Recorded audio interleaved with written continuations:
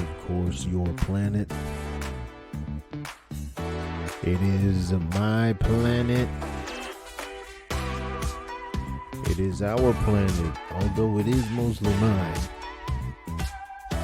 And on this planet, baby, we settle our differences with some Mortal Kombat. We take it to the sticks. Planet HO-double-G Hole. Yeah, baby. Hello, and welcome. I'd like to thank you for joining me once again. It is a lovely day. I hope everybody's had a wonderful day. You know, I brought up Mortal Kombat. It's funny. I saw they just recently made a movie for it. I don't know anything about it. When I was on YouTube, actually.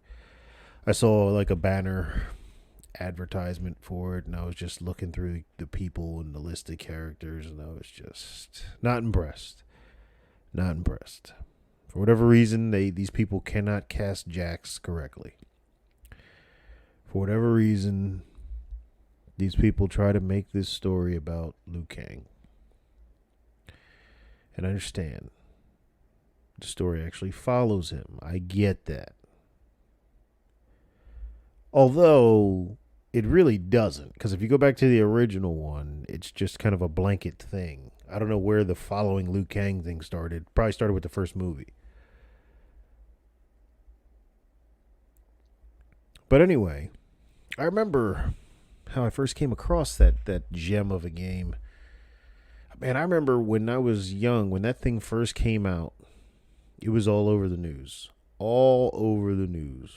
Parents were up in arms about this game that shows blood. Little did they know what was coming down the pike. But anyway, I remember the first time I played it, one of my friends, my childhood friends, he had it. And his mom let him have it. We weren't allowed to have it, so we had Street Fighter. Even though I tried to explain Street Fighter had blood too, but you couldn't you couldn't tear out people's spine in Street Fighter. Fair.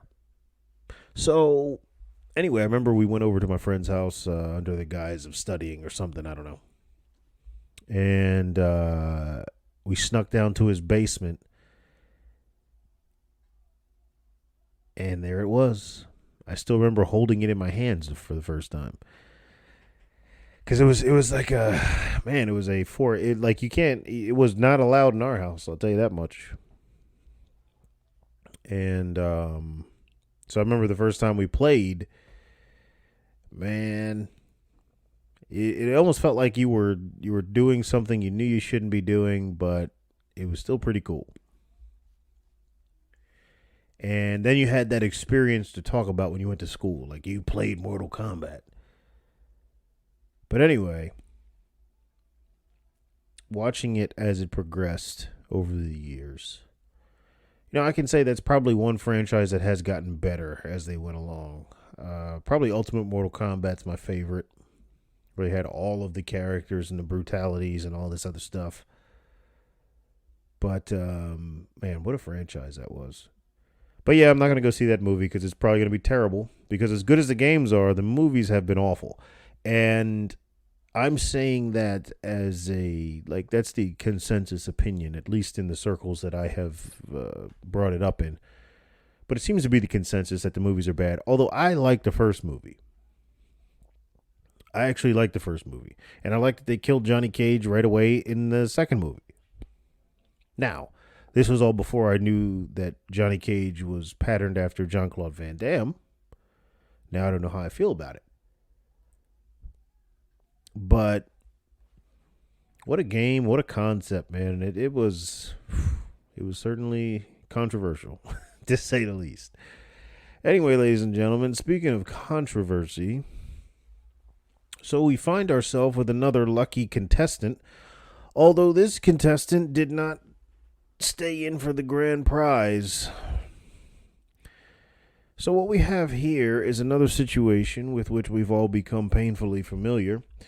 of a white police officer attempting to do their job and being thwarted by an ornery black adolescent. And of course, in keeping with the new rule, the officer has been fired.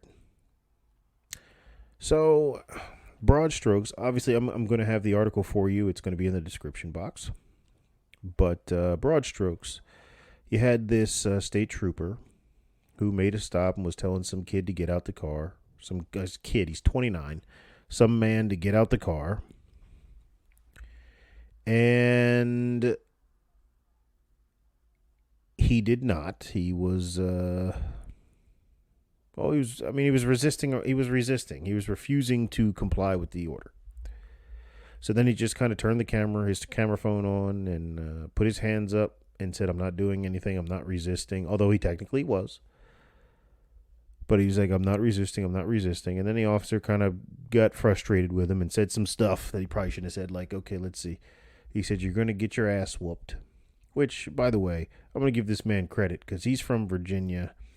There was probably an adjective in there somewhere that he kept out that described the kind of ass that was about to be whooped, if you catch my drift.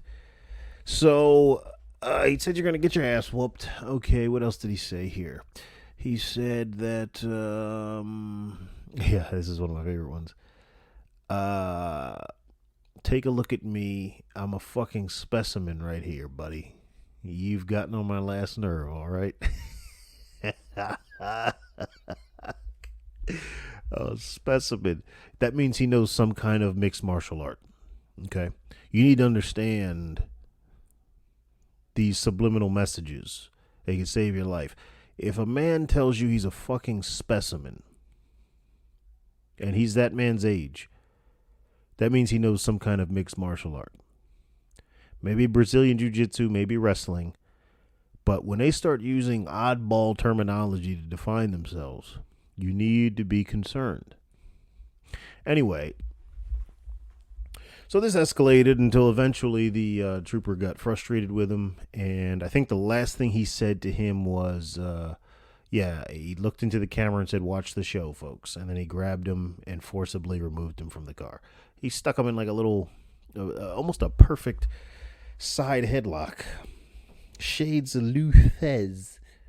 But anyway, so that's gone viral. The officer has subsequently been fired. And our contestant, Mr. Thompson, made out with 20 grand for resisting arrest. As the great sweepstakes, the great hood sweepstakes for America's next top gangster continues. Anyway, couple of takeaways from this for me. First and foremost, well, all things considered, this did not end nearly as bad as it could have for an officer that was clearly fed up with it all. Clearly in fuck it mode. They say he was fired because he played to the camera. But they also, the Virginia State Police, also do not admit any wrongdoing. So, which is it? See, to me, this was an easy. They had a built-in excuse. Oh, you played to the camera, so the officer can't sue them for offering him up to the masses, which is what they did.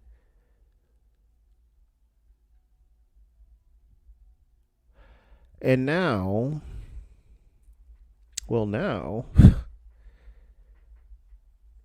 I don't understand why anyone is still a police officer. I really don't. And what's going to end up happening is you're going to chase away all the ones that are actually good at their job, that are worth a shit, for better or worse. The Donnie Wahlberg types, if you watch Blue Bloods, the, what's his name there? Danny Reagan types. where yeah, they'll get physical with you, but they're also gonna bust their ass and do a good job. I do believe those kinds of officers exist, and those are the ones you're gonna chase away. I mean, you think you're gonna chase away the racist ones? Yeah, some of them may leave, but the ones who stick around are the ones you're gonna really need to be worried about. Because the ones who are sticking around are most likely the ones who are just sticking around because it's a paycheck. Those are the ones you need to really be worried about.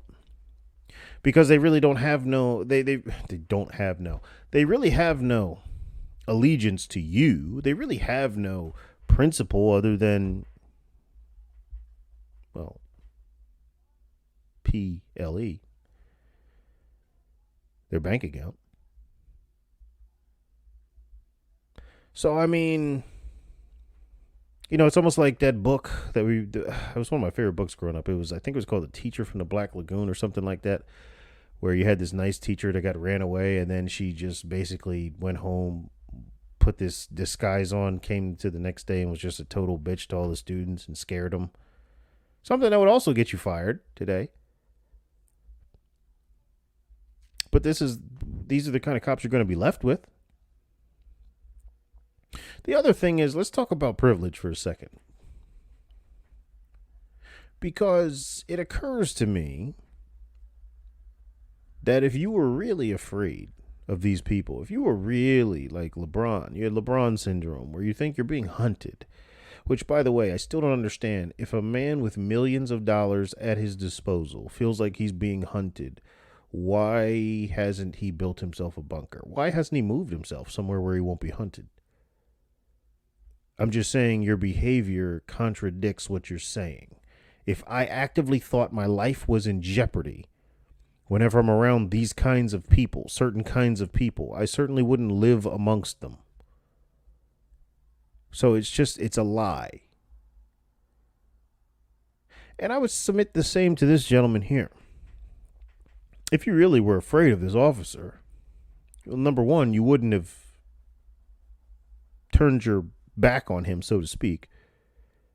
But you would have kept him in your view the whole time. You wouldn't have turned your head away to where you couldn't see what he was doing when he was very close to you. You certainly wouldn't have resisted his commands if you were legitimately terrified of him. Again, if you thought you were going to die, because that's a narrative. So if somebody walked up to you with a gun and pointed a gun at your head and said, "Get out of the car," would you get out of the car? Probably would. Because that's how you would react if you actually felt your life was going to end. You would do whatever was necessary to live through that experience. Which is why this is just so disingenuous. You would not do this if you were legitimately afraid. But what you are is clever enough to know that there's now a new loophole in the world where you can be a piece of shit and be a piece of shit and get paid for it. It's a new kind of privilege. And I wouldn't quite call it black privilege. No, I wouldn't. You hear these people say black privilege. I think I heard Larry Elder said it once. He had an episode about it. I respectfully disagree, sir. It's not black privilege. Why do I say that? Because David Dorn, he was killed during the riots. He's a black man. Nothing. Or any of the number of innocent little victims. Now, we know that the left hates children, has very little regard for children, but you never hear about them. Unless, of course, they're killed by a white man. If I were to befall violence and succumb to my aggressor, they would go through, find the kinds of shit I've said, find the fact that I support Donald Trump, find the fact that I generally support law enforcement, and then my story would go uncovered. So it's not black privilege. No, it's a very, very specific subculture of black that has the privilege.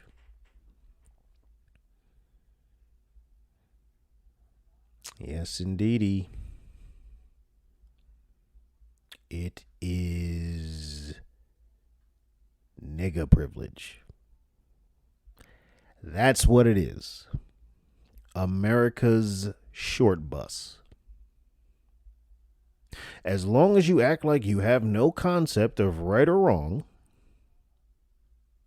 as long as you blame everybody and everything in your life except you and the choices you've made, as long as you possess a substandard IQ, vocabulary, and just all around set of comprehension skills, as long as you meet all that criteria, you could do whatever the fuck you want.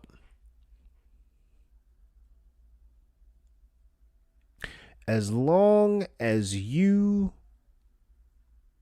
are, for lack of a better term, a child, an adult child, you can do whatever you want. But part of that is you better be aligned with them. So yeah, I would not quite call it black privilege because, again, when bad things befall conservative blacks or blacks who are outside of their narrative, they don't give a shit. Black cops being attacked, black cops being killed, they don't care. Unless you are the exact kind of black they like or they want, they don't like you. They tolerate you because you're easy to control. You're easy to manipulate. As long as you're that kind of black, you're in. The rest of us, we might as well be white people. In fact, they say we are.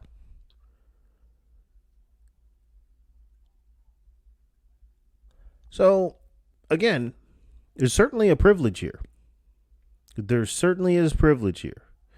And it certainly is being carried out by someone who's black, but it's not quite black privilege. Not quite. And then finally, I just want to know, what message do you think you are sending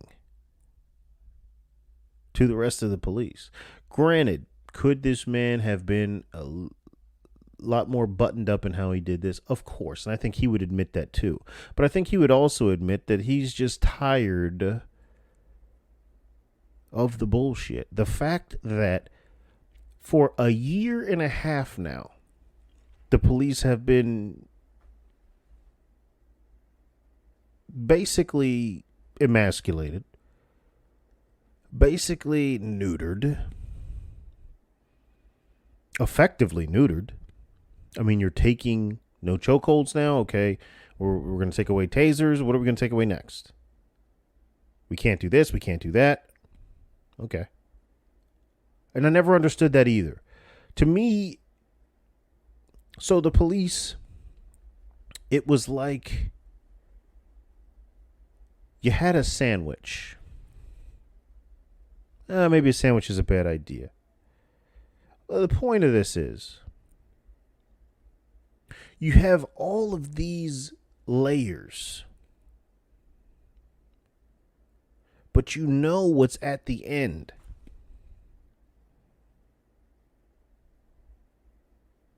You have all of these other options and alternatives to keep them from shooting you. Maybe a book's a better analogy. We know what the last page in the book is. It's usually a glossary or an index.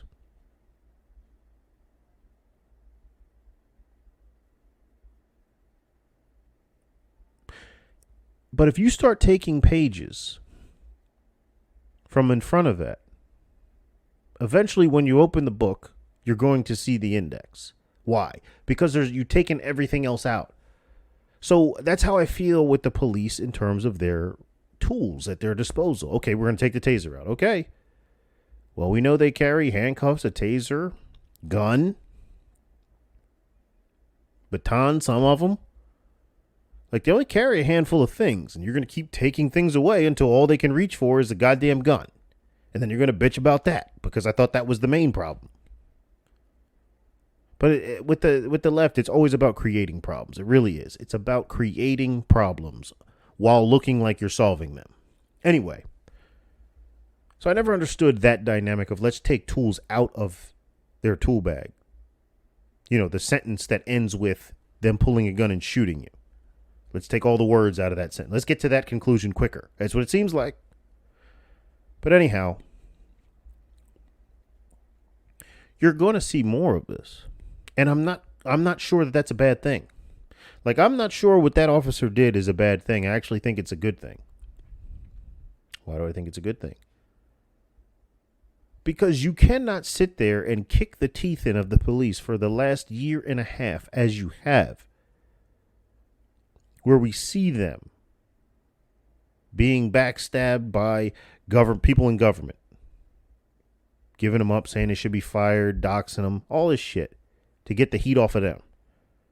Where you have DAs, the branch that's supposed to be working in conjunction with the police, refusing to prosecute cases.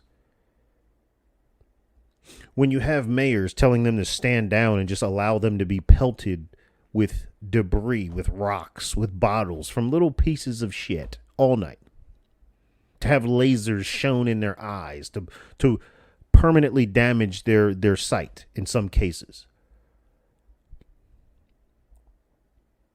When you have them literally being run over by people with cars, attacked, killed, shot, ambushed.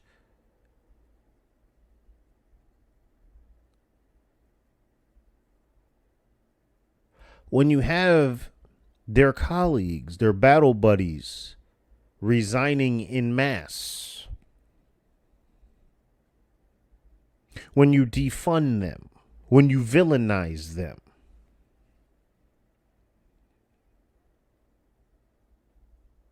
And then you expect them to go do their job. Just go do your job. No, it doesn't work that way.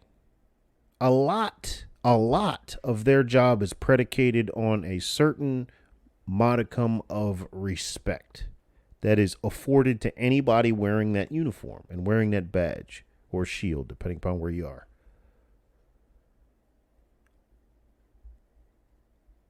And when you run them through the mud like this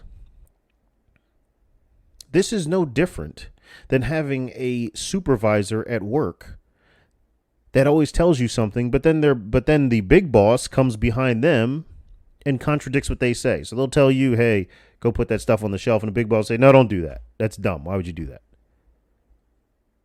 And then makes jokes about that supervisor in front of you. Will you respect them? No. But what always ends up happening? You see it with substitute teachers. People who are deficient in that respect category. They always end up overreacting.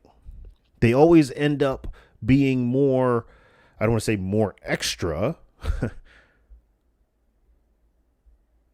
but they always end up projecting dominance, and sometimes comically so. And it's usually ineffectual or ineffective.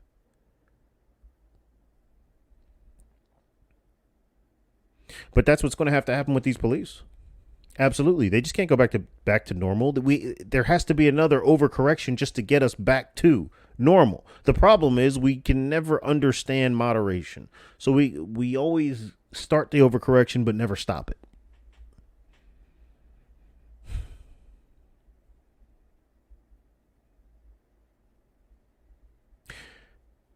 It really is a shame that, I mean, if you think about this individual, again, I don't know him, this officer Hewitt, or former, I guess, trooper, that you can work your entire life, because he doesn't look like a young guy, probably closer to retirement than his enlistment.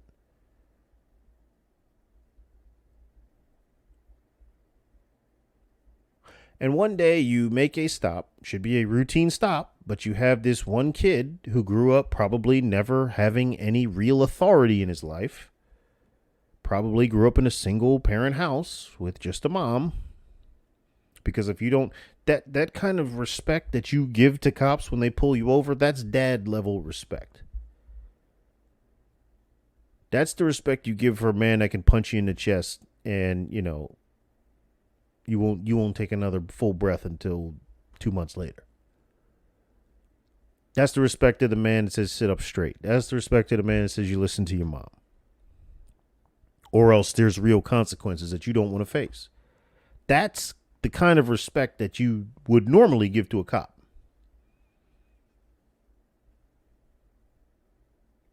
But you can tell these people who don't have dads because they don't give that respect to cops. I would love for them to do a survey of this. Very simple. These people who are defiant to cops. Okay. At a different time, probably with a different person. Get a social worker out there. You want social workers out there? Fine. Have them do this. Do some field research. Are you raised by your mom or your mom and your dad? Mom. Guarantee that's the number one answer. Guarantee it. Because all this chest puffing and test me. Yeah, you may give that to your mom. That'll work with your mom. Because at a certain point, if she's smart enough, she realizes, well, I'm a woman. This boy just became a man. I really have a tenuous grasp over him as it is. That's why we turn a blind eye to all the shit that's going on in your own house. So you don't want to push your luck in that regard. Understood. That's a prudent decision. Unfortunately, it doesn't bode well for society. That you're releasing this person into. But anyway, I would love to see that survey done. Because, and again, this isn't me. Look, I don't like me and Virginia. We're not friends. I've only gotten 2 tickets in my life for speeding. Both of them were in Virginia. And in both times, the first one I was doing, I think 74 and a 70. Because they have like a giant state highway there. I think it's 95. And the speed limit is fucking 70. It's absolutely absurd. As if Virginia isn't long enough to drive through. And the whole goddamn state looks the same. It's a very boring state to drive through. But anyway, and to make it better, their highway patrols are pricks. Maybe it was this guy that gave me the ticket. In which case, my opinion hasn't changed. Still don't think he should be fired for this. But anyway, I did get pulled over both times for speeding. Both times I was doing I think the first time I was doing 74. I think the second time I was doing about 75, 76. Anyway. And then the cop hit the thing where I had to appear. And I was like, dude, I'm on leave. I live in Oklahoma. Yeah, well, figure it out. Okay. So, no. This is not a I love Virginia thing. Fuck Virginia. I avoid that state now. Matter of fact, I drove home a couple of years ago from Florida. I drove back to Jersey. And I took the long way around because I was not going to drive. I'm not going to grace Virginia with my presence anymore. Nope. Won't do it. As soon as I can avoid flying over it, I will. But anyway,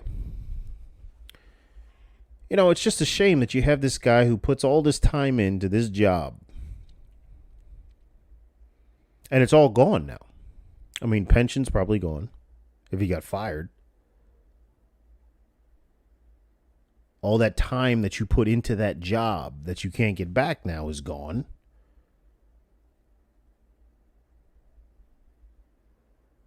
So, hey, if he wasn't racist before, he probably is now, and I don't know that I would blame him.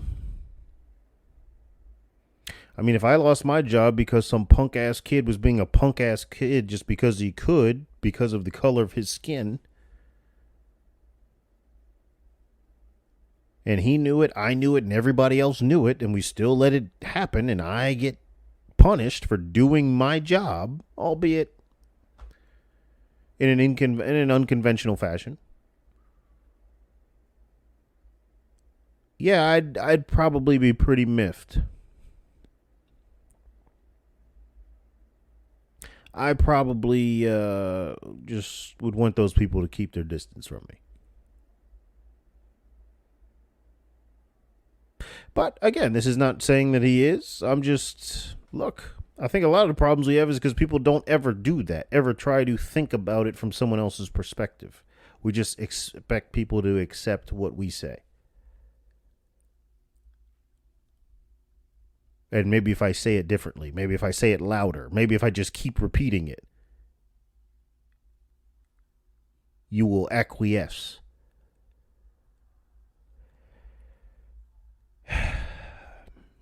Well, again, like I said at the beginning, as far as, look, this young man got lucky. I mean, he was a young contestant in the game show. He only cashed out at $20,000. But again, for an officer that was in fuck it mode, he got off pretty easy. Especially if they are as bad as you say they are. And maybe that lends credence to the idea that maybe they're not so bad. Because you had one pretty pissed off and he didn't kill you. Anyway, ladies and gentlemen, that's what I got for you today. I appreciate you all tuning in, of course. Hey, man, if you disagree with me, good. Shit. Let me know why you disagree. Put the comment sections for it. But other than that, ladies and gentlemen, I appreciate you all, one and all, every last one of you. You're beautiful people. Until the next time. Peace.